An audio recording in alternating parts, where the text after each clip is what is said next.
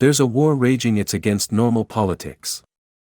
The distemper in public opinion can be explained by many factors, including a social hangover from the pandemic and economic jitters, even in the face of a strong job market.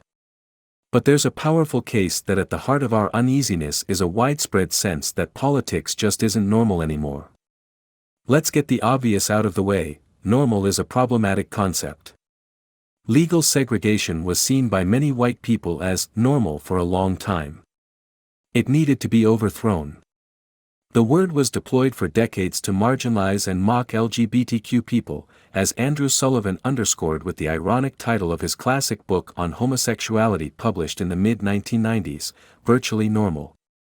Nonetheless, in a democratic republic, normal politics involves a series of commitments that most citizens, I'd wager, rightly buy into. A modest catalogue of our departures from these callings brings home how strange matters have become. The obvious example: normal means accepting the outcome of a legitimate election your side lost and offering no sanction to a violent mob attack on the U.S. Capitol to overturn the result.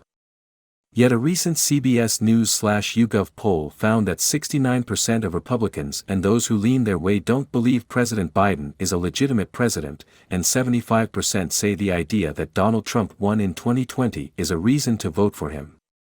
Normal also means not threatening to tank the American and global economies by using the debt ceiling to extract unpopular political concessions.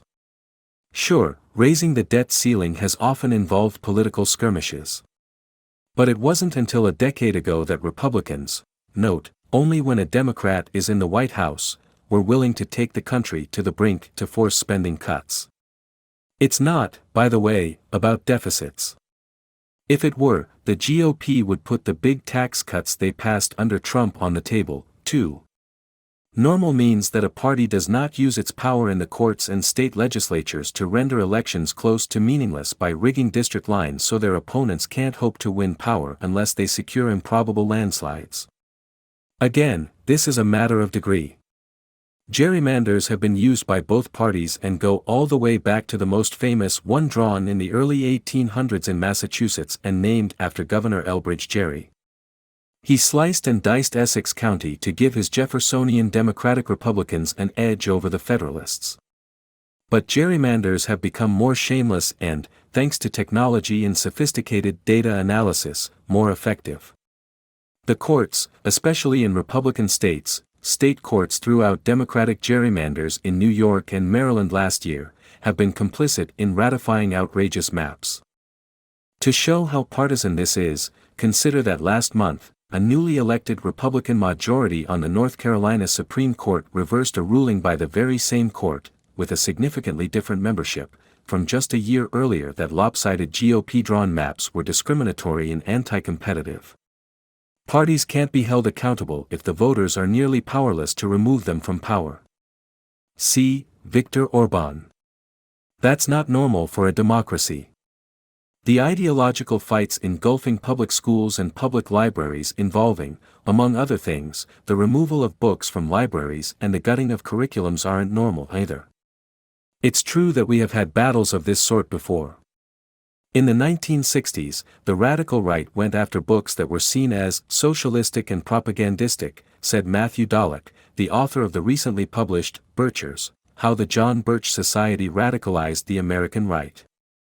But Dallek, historian at George Washington University, noted that the Birch-backed efforts largely faltered because schools and libraries weren't really seen as ideological.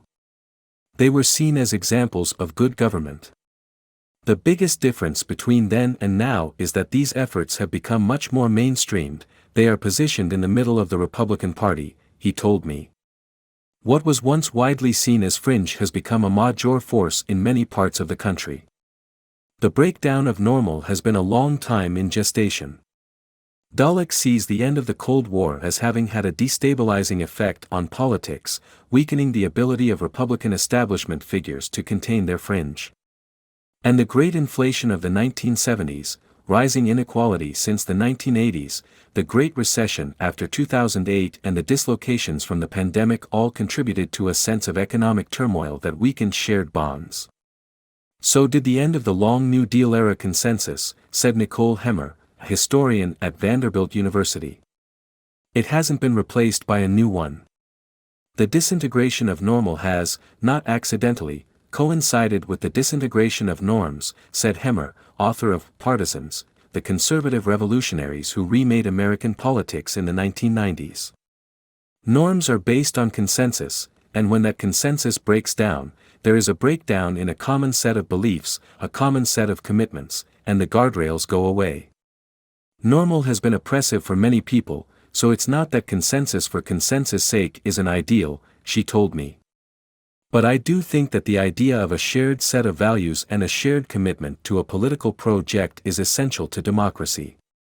Yes, and what we don't need is for chaos to become our new normal.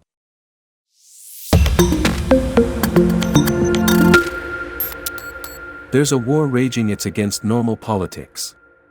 The distemper in public opinion can be explained by many factors, including a social hangover from the pandemic and economic jitters, even in the face of a strong job market.